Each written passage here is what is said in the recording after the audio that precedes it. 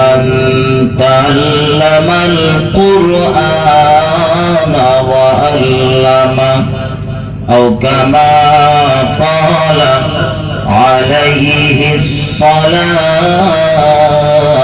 والسلام. মুহতারাম ওলামা হযরত, সম্মানীয় আজকের জলসার সুযোগ্য সভাপতি মহাশয়, সম্মুখে বসে থাকা দিন দরদি, ইসলাম দরদি, নেককার আল্লাহওয়ালা প্রাণের ভাই মুসলমান, রজন তরুণ যুবকেরা, আমার সোনা লালেরা, ভাইজানেরা, পর্দায় অবস্থিতা ধার্মিকা আমার মা ও বোনেরা, সকলকে অন্তরের অন্তঃস্থল থেকে ভক্তিপূর্ণ সালাম ও মোবারকবাদ জানিয়ে সমস্ত প্রশংসা মহান আল্লাহর দরবারে জ্ঞাপন করব। সকলে মন খুলে বলি আলহামদুলিল্লাহ। দরুদ ও সালাম প্রিয় নবীর উপরে শত কোটিবার বর্ষিত হোক। সকলে বলি সাল্লাল্লাহু আলাইহি ওয়াসাল্লাম। ভাই, মাগরিবের নামাজের পর থেকে একাধিক মুখে বহু তত্ত্ব ভিত্তিক ওয়াজ ও নসিহত আপনারা শুনেছেন। আমি অযোগ্যতার ভিতর দিয়ে কোরআন শরীফের ছোট্ট একটা আয়াতে কারিমা সঙ্গে রাসূলের জবানে বর্ণিত ছোট্ট একটি হাদিসের টুকরা তেলাওয়াত করেছি। এর উপরেই দুটি কথা বলবার নিয়ত করছি, বাকি আল্লাহ পাকের মোবারক মর্জি। মহান আল্লাহ বলিয়ে দেন, আপনারা দোয়া করুন। সকলে বলুন আল্লাহুম্মা আমিন। একটু বলেন আল্লাহুম্মা আমিন। ভাই, মানুষের জন্য যখন দোয়া করবেন, দোয়া করতে গিয়ে না কৃপণতা করবেন না। দোয়া করতে গিয়ে কখনোই কৃপণতা করবেন না। একটা কথা মাথায় রাখবেন, আপনি যদি ইজ্জত পেতে চান তো অপরকে ইজ্জত দেবেন। আমি শুধু ইজ্জত পাবো এই আশা যদি আমার থাকে, তো আগে আমার কর্তব্য অপরকে ইজ্জত দেওয়া।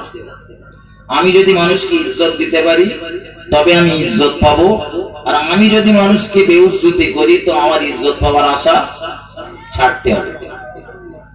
ঠিক তদ্রূপ মানুষের কাছ থেকে দোয়া পাওয়ার আশা যদি করেন তো মানুষের জন্য মন খুলে দোয়া করতে। ধরেন আপনার বললাম যে ভাই অমুকের বাবার মাধ্যমে দোয়া করেন, ওরা যেন জান্নাতে চলে যায়। এখন আমরা যদি জান্নাতে দোয়া করি আর তার আব্বার মা যদি জান্নাতে চলে যায়, জান্নাতে কি আমাদের জায়গা কমে যাবে? যাবে যাবে? দুনিয়ার জায়গা নাকি? দুনিয়ার জায়গা যে আমার জায়গায় এক হাত ঠেলে গেছে মানে আমার জায়গা এক হাত কমে যাবে? তাহলে দোয়া করতে গিয়ে কখনো কৃপণতা করবেন না, নাম্বার ওয়ান। 2 নাম্বার, যখনই কোনো ইবাদত করবেন অমনোযোগী সহকারে করবেন না, মনোযোগ দিয়ে ইবাদত করবেন। কারণ অমনোযোগী সহকারে কোনো ইবাদত করলে সেই ইবাদত আল্লাহর দরবারে কবুল হয় না। আমরা বলি না যে এত দোয়া করতেছি, দোয়া কবুল হয় না। আসলে দোয়া কবুল না হওয়ার ওই একটা কারণ, আমরা মনোযোগ দিয়ে দোয়া করতে পারি না। দোয়া করতেছি এখানে, মন পড়ে রয়েছে বসিরহাটে। দোয়া করতেছি এখানে, মন পড়ে রয়েছে মাঠে। দোয়া করতেছি এখানে, মন পড়ে রয়েছে বাড়ি। ওই জন্য দোয়া কবুল হয় না। দোয়া কবুল না হওয়ার অনেকগুলো কারণ। আমার মূল বক্তৃতাতে ঢোকার আগে 1 মিনিট কি 1.5 মিনিট একটু বলে নিচ্ছি। এই নাম্বার কটা বলি আমি মূল বক্তৃতাতে ঢুকতেছি। তার 1 নম্বর কারণ হলো আমাদের খাওয়া দাওয়া ভালো না। 1 নম্বর খাওয়া। 2 নম্বর, আমরা যখন দোয়া করি আমাদের ওই দোয়ার ভিতরে রাসূলের প্রতি দরুদ থাকে না। রাসূলের প্রতি শুধু দোয়ার আগে আর পরে দরুদ পড়লেই তার সাথ না। দোয়ার আগে আর পরে দরুদ পড়বেন, আর ওই দোয়ার ভিতরেও রাসূলের নামে দরুদ পড়বেন। 3 নম্বর, আমাদের দোয়াগুলো রবের দরবারে কবুল হয় না আর একটা কারণ হলো আমরা পিতামাতার জন্য দোয়া করি না। তার জন্য এমনি হাত তুলেছি, রব্বানা যালামনা আনফুসানা ওয়া ইল্লাম তাগফির লানা ওয়া তারহামনা লানাকুনান্না মিনাল খাসিরিন বিরহমাতিকা ইয়া আরহামার রাহিমিন। বাস, দোয়া শেষ। বাপ মার জন্য দোয়া করা লাগবে না? লাগবে না? আপনি আরবিতে করেছেন তো ভালো হয়েছে। আপনি তো কমসে কম এতটুকু বলতে পারতেন, রব্বির হামহুমা কামা রাব্বায়ানি সাগীরা। বাস, বাপ মার জন্য দোয়া করা হয়েছে। হতো না? হতো না? হয়েছে। বাপ মা বেঁচে থাকলে ওদের জন্য দোয়া করবেন, মারা গেলে ওদের জন্য দোয়া করবেন। মাথায় রাখবেন, আপনার দোয়া কবুল হবে। যখনই দোয়া করবেন সেই দোয়ার প্রতি 100% তাওয়াক্কুল, ভরসা রাখবেন রবের প্রতি, যে আমার এই দোয়া যেন মন ভেঙে ফেলবেন। মন ভেঙে ফেললি, আগে বলি যে অমনোযোগী সহকারে কোন ইবাদত কবুল হয় না। এগুলো মাথায় রাখেন। দেখে এবার চলেন আমার মূল আলোচনাতে ঢোকে। এই কথাগুলো কেন বলেছি, আমি হয়তো কখনো আপনাদের কোনো কথা জিজ্ঞাসা করবো, অমনোযোগী সহকারে থাকলে হবে না, একটু হ্যাঁ করতে হবে। সুবহানাল্লাহ বলতে বলেছি, তার মানে গালের পাশে গর্দি ফেলে দিলে হবে না, সুবহানাল্লাহটা মন খুলে পড়তে হবে, আল্লাহ যাচ্ছে।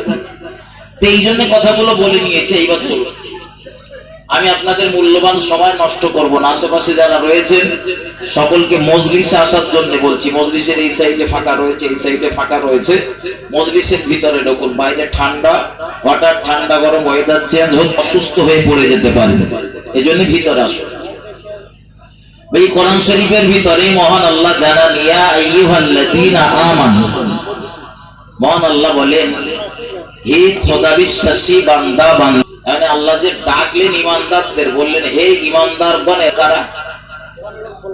চক্র বলেন ইমানদার কারা? আমরা। আমরা ইমানদার কারা? আমরা না, আল্লাহ ডেকেছেন আমাদের, তাহলে সেইটাকে সাড়া দেওয়ার যোগ্য কারা? আমরা। তো আল্লাহ আমাদের ডেকে বললেন উদখুলু ফিস সিলমি, তোমরা প্রবেশ করো ইসলামের ভিতরে, দাখিল হয়ে যাও ইসলামের ভিতরে, কাফা, পরিপূর্ণ রূপে। আল্লাহ বলতেছেন ইমানদার বলে আমাদের, আমি গোড়ায় বলেছি বলো আপনাদের আজকে আমরা এখানে বসে রয়েছি পরিপূর্ণ রূপে ইসলামের ভিতরে ঢুকেছি না ঢুকিনি? ঢুকেছি না? ঢুকি বলি তো নামাজ পড়ি, ঢুকেছি বলেই তো পবিত্র রমাদানের রোজা রাখি।